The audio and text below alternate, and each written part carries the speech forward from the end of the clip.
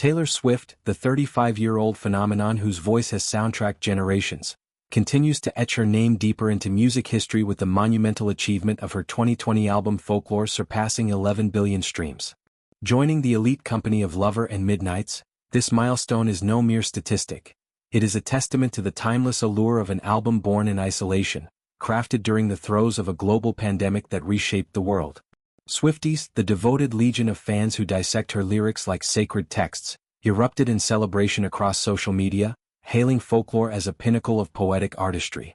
One enthusiast proclaimed on X, "Folklore is arguably Taylor Swift's best album, beautiful poetic storytelling, capturing the sentiment of a community that views this work as a sacred artifact in her discography." Another echoed, "I've never seen someone say anything bad about this album, she's the favorite," while a third marveled, "An indie album, mind you." These voices underscore the album's universal acclaim, a rare consensus in an era of polarized tastes.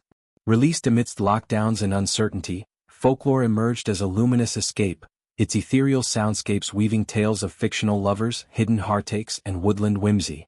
The 14-time Grammy winner, often dubbed the Fate of Ophelia hitmaker, for her Shakespearean flair, drew inspiration from an eclectic tapestry of books and characters, infusing her narratives with literary depth.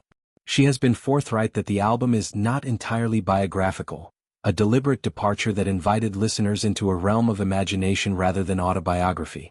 This fictional lens allowed Swift to explore universal emotions, betrayal, longing, redemption, through personas like the scorned Betty or the enigmatic Rebecca, characters who feel as alive as old friends. The result was an album that transcended personal confession, becoming a collective catharsis for a world yearning for stories beyond the screen. A pivotal collaborator in this creation was her then-boyfriend Joe Alwyn, who lent his pen to several tracks under the pseudonym William Bowery. Their co-writing infused songs like Exile and Betty with intimate authenticity, a quiet nod to partnership amid chaos. Swift's revelation of these contributions highlighted the vulnerability of creation during crisis. Late-night sessions in her home studio, melodies born from rain-streaked windows and whispered vulnerabilities. This human element amplified Folklore's resonance, transforming it from album to emotional anchor. Musically, Folklore heralded a seismic shift in Swift's oeuvre.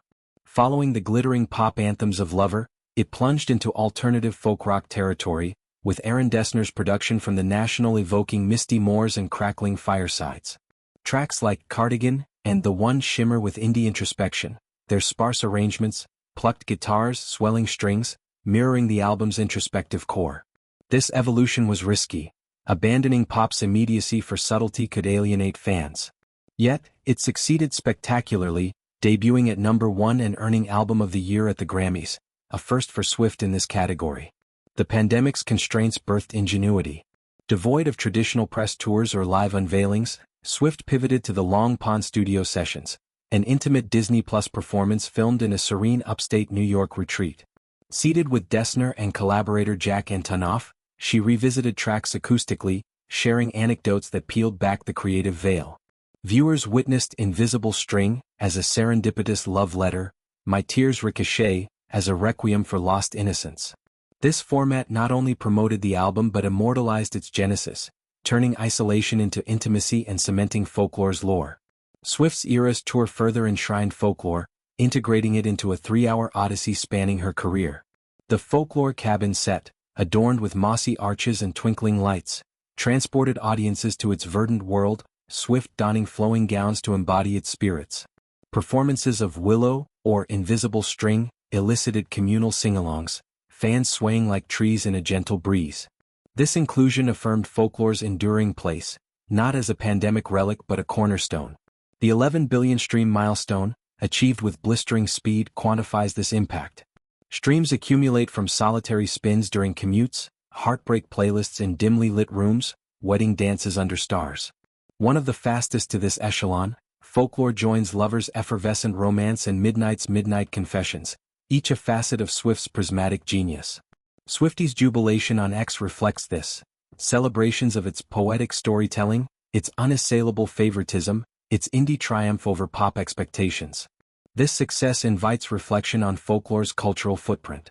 In 2020, as the world fractured, it offered solace, a sonic hug through speakers.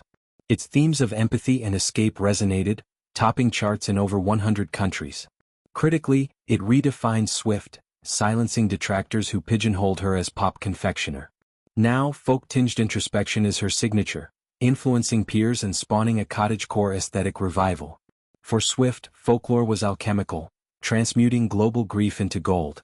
Co-writing with Alwyn wove personal threads into fictional fabric, her voice a conduit for shared humanity.